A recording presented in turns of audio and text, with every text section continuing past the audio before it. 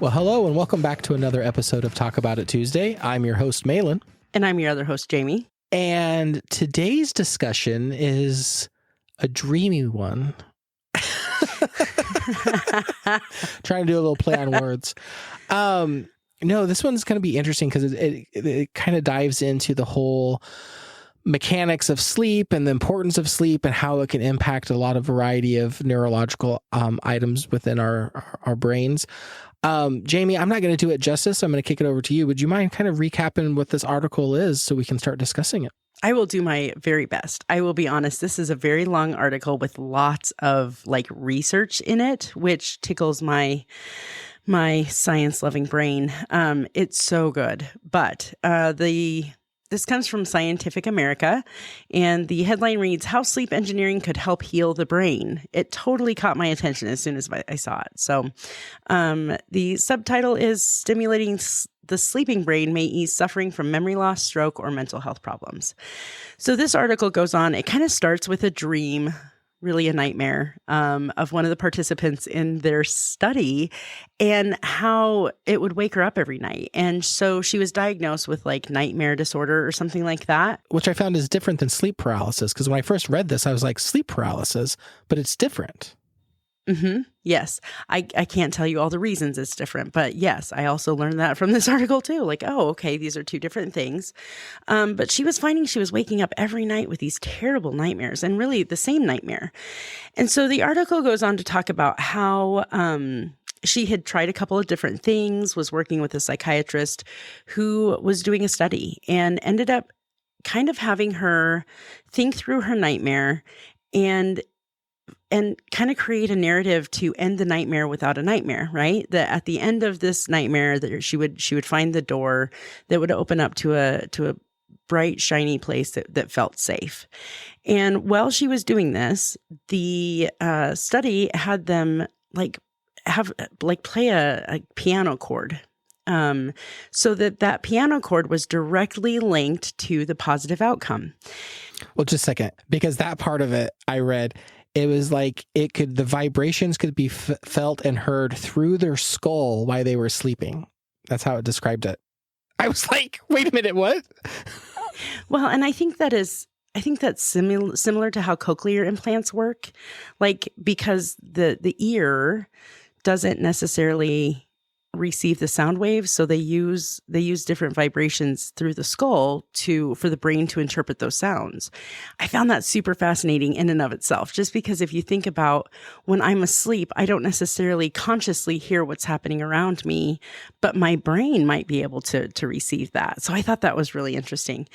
But they would play that vibration of that piano chord in order to help, they would wait until she entered REM sleep, and they would play that chord to help her get to the less scary outcome. And in this study, she found that she was waking up in a better mood. She was, and the nightmares went away altogether, that it really did help heal whatever was happening in her brain. The article goes on to talk about lots of different things about the science. I mean, this is a really involved article, and if you love that kind of stuff, you will love this article. I really have enjoyed it. But some of the things that it talks about are things like how trauma can affect our memory, and really sleep is how we sort of work those things out. And I learned that through my work years ago. Was at a training, and the therapist that was doing the training was kind of talking about that, about how, if the whole training was about sleep hygiene and making sure you have good sleep patterns and things like that. And they said that it was because our brain works out the things that we went through during the day during our sleep. And so it's really important that we allow ourselves that time, because we don't give ourselves that time during the day, right?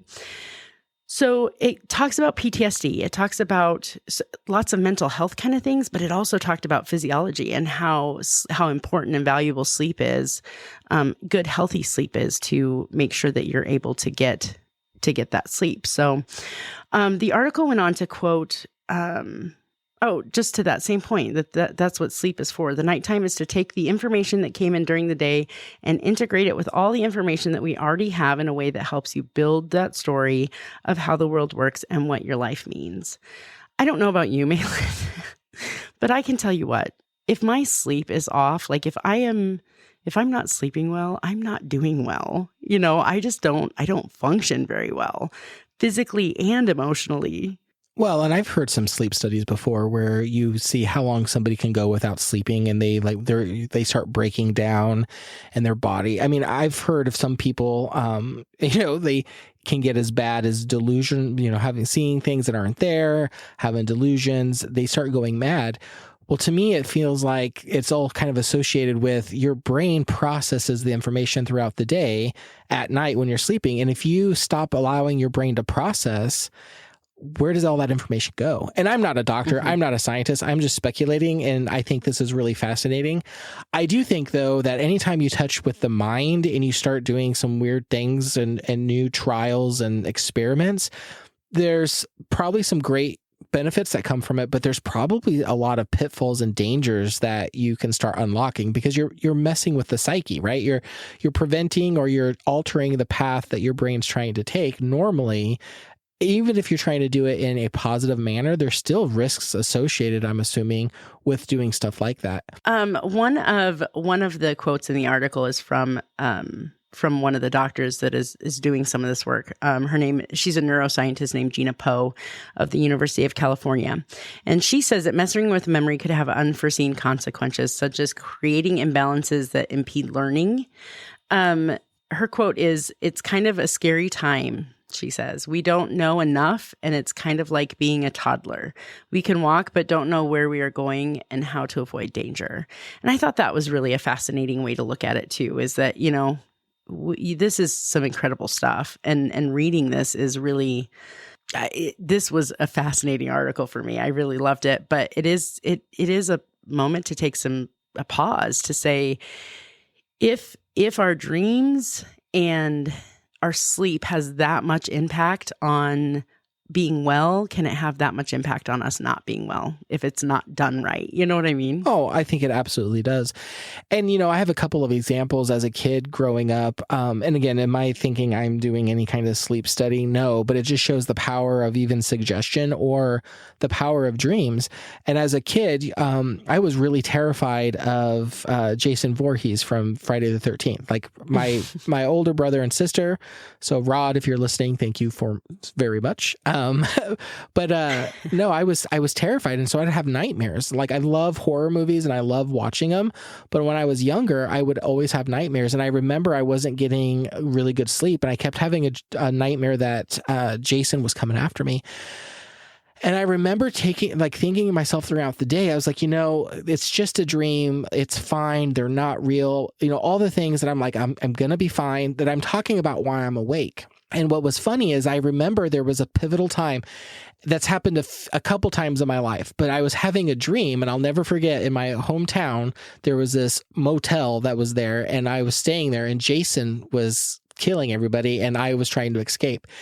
And I remember there was a long hallway, and he was running after me, and I was trying to get away. And then in my dream, I remember thinking and saying, wait a minute, this isn't real. Like, I can defeat him. I can beat Jason. And I remember as he was running, I picked up a sofa and I used it like a baseball bat and hit him clear down the hallway. And I woke up. And from that point on, I didn't have any more bad dreams. And so do I say it's kind of a variation? Yeah. Was I doing it on purpose? No.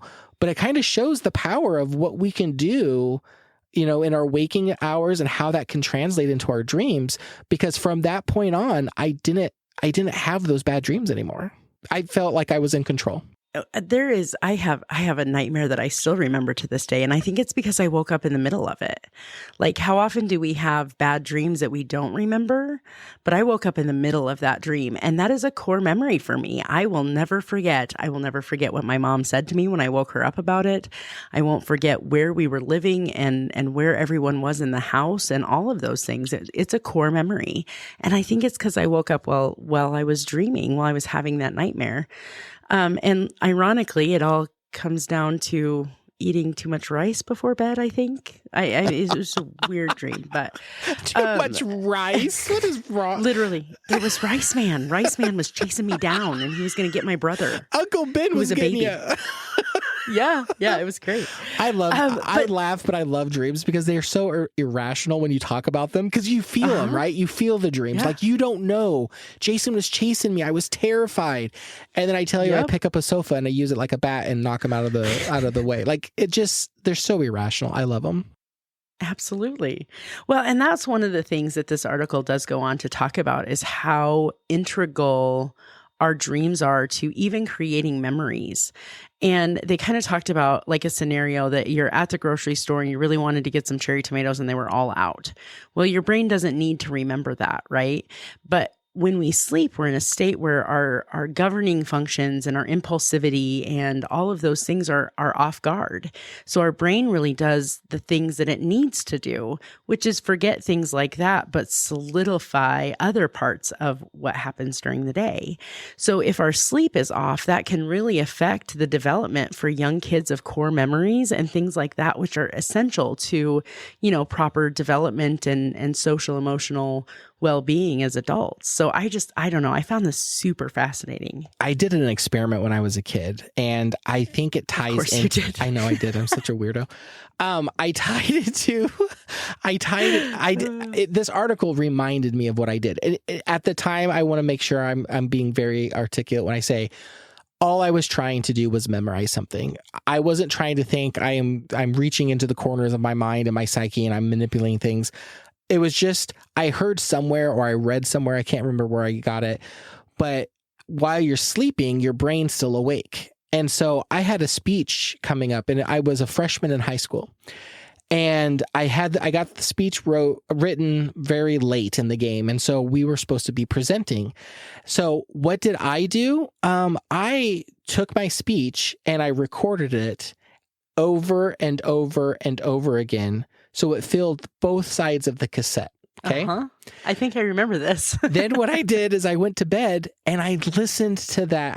I fell asleep listening to my voice, reading my speech. And I can't say for sure scientifically or not, but I truly believe it took me no time at all. And I had that speech memorized. And that's all that matters. Yeah. And you believed it.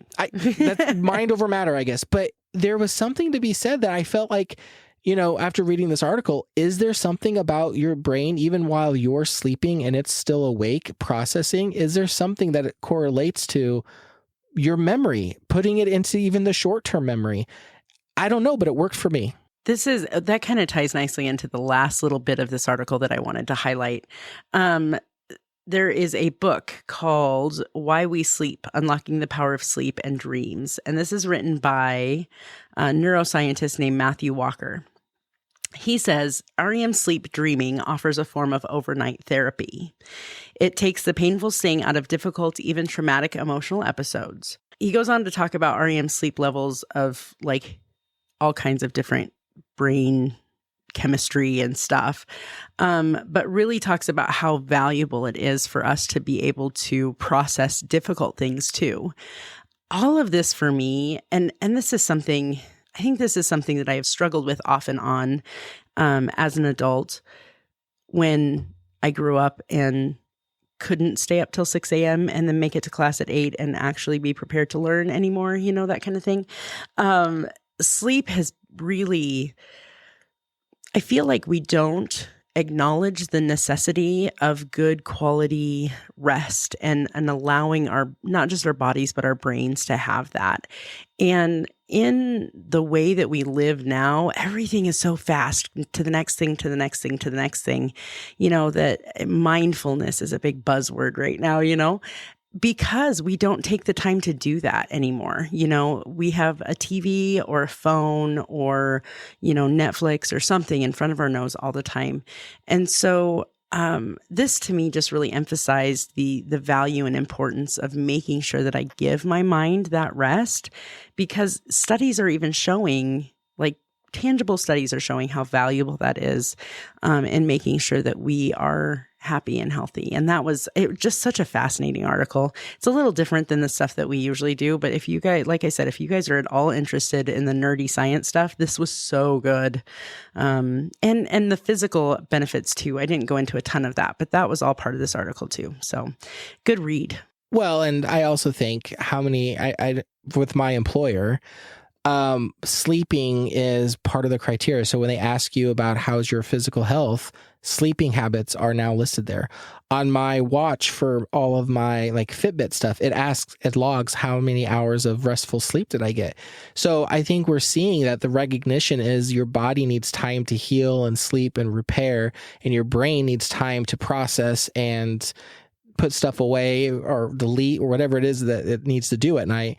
But I think there's some real weight behind it now, and people are recognizing this is important. This is just as important as going and getting your exercise in and making sure that you're eating right, sleeping and drinking water. It's all connected. And so I did enjoy this article, and I thought it was really, really in depth, and it has a lot of great information. And even though it might be different than what we normally do, I welcomed it because it's something different that we haven't spoken about before.